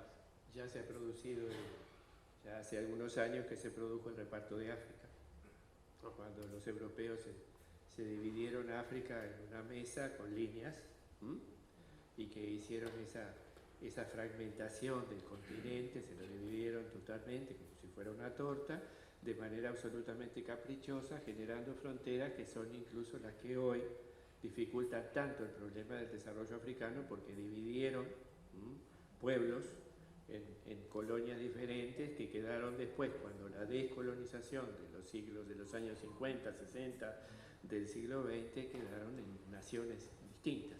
Esos procesos se iniciaron acá. Y también no se olviden de la guerra de Crimea, porque mientras tanto, mientras va terminando el siglo, el Imperio Otomano en la parte europea se está desintegrando en una serie de estados. Uno de ellos, al retirarse el Imperio Otomano, es donde aparece Serbia, aparece Bosnia, y justamente esos sectores, esos pequeños escenarios, son los que después son la yesca para el primer conflicto. Ojo, después en el siglo XX eso se intenta unir nuevamente después de la Segunda Guerra Mundial con Tito, y ese intento fallido de unión termina otra vez en la descomposición de la región en los años 90, cuando aparecen Croacia, Eslovenia, Serbia, Kosovo, que es la última separación que ha tenido, etc. Todas esas cosas, siempre lo actual, atrás está la explicación. 1886, primer servicio eléctrico en la ciudad de Montevideo. Las lamparitas eléctricas de la Plaza Independencia, qué bonito. Bueno, cuando se inauguraba el tendido eléctrico, también se sufría otra revolución, la revolución del Quebracho, una invasión desde Argentina, las fuerzas de Arredondo, que son periodos muy levantiscos y van a continuar. Estamos a finales del siglo y van a continuar luego con lo que son los levantamientos de la Chirinada en el 96, en el 97 la revolución de Aparicio Arabia, y puntualmente acá tenemos la figura de Valle, que participó en lo que es la revolución del Quebracho, y hay una foto de él que está en el patio del batallón Quinto de Cazadores, que están detenidos, pero también va conformando lo que es esta parte de finales del siglo. Teófilo Gil es uno de los que muere por acá, hijo de Luis Gil, que es uno de los que mueren. Y finalmente, 1894, consolidación democrática, Iriarte Borda, presidente de la República. Lo que en los libros de historia aparece como civilismo, ¿tá? Es decir, termina el militarismo y aparece como civilismo. Iriarte Borda estuvo presente acá también en el departamento, puntualmente en la batalla Manantiales, era el abanderado del batallón de la división Soriano, como así también en esa batalla participaron Máximo Tajes y Máximo Santos, o sea, 3 presidentes de la República, y Iriarte Borda, el único magnicidio, el único presidente que fue asesinado estando en funciones, y también lo podemos ligar a esa historia que es nuestra. Para dejar otra pelota picando también, 2 cosas lejos. 1, la revolución Meiji en Japón. Japón era un país cerrado, un país arcaico que estaba en manos de los shogunes, es decir, de príncipes que le habían usurpado el poder al emperador. En 1868, ese es otro de los grandes procesos del 19, por presiones fundamentalmente económicas, Japón termina abriéndose. Y esa apertura de Japón se hace de acuerdo a pautas occidentales, por ejemplo, en la organización del ejército, en el tendido de ferrocarriles, en el desarrollo de un sistema de enseñanza. Ese Japón que empieza a hacer eclosión en una modernización en 1868, es el Japón ultranacionalista, que después lo ven ustedes bombardeando a Pearl Harbor en 1941. De algún lado se modernizó de golpe ese país. Eso empezó en el 68. Mientras tanto, también está el proceso chino.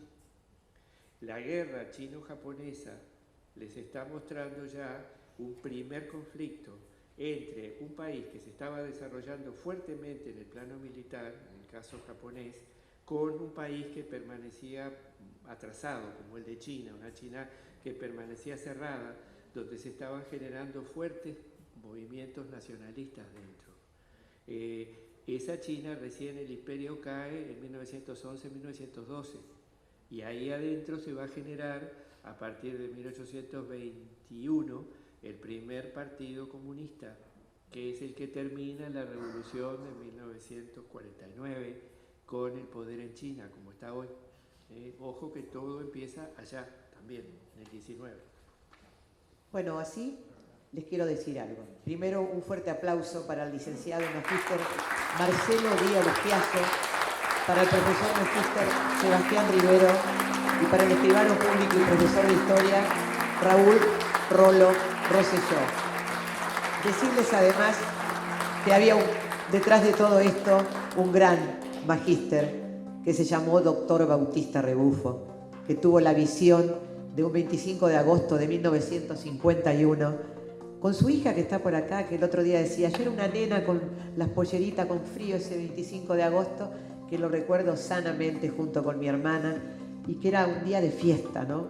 Una fecha patria donde Bautista, que tuve el gusto de tenerlo como profesor, tuvo esa mirada tan valiosa de hoy dejarnos este museo municipal Doctor Bautista Rebufo. Agradecer a todo el equipo de este museo, a toda la asociación de amigos que hace posible que esto se siga haciendo año tras año. En la figura de Andrés Leal, quiero depositar un fuerte aplauso por todo el accionar que hay detrás de esto. El próximo año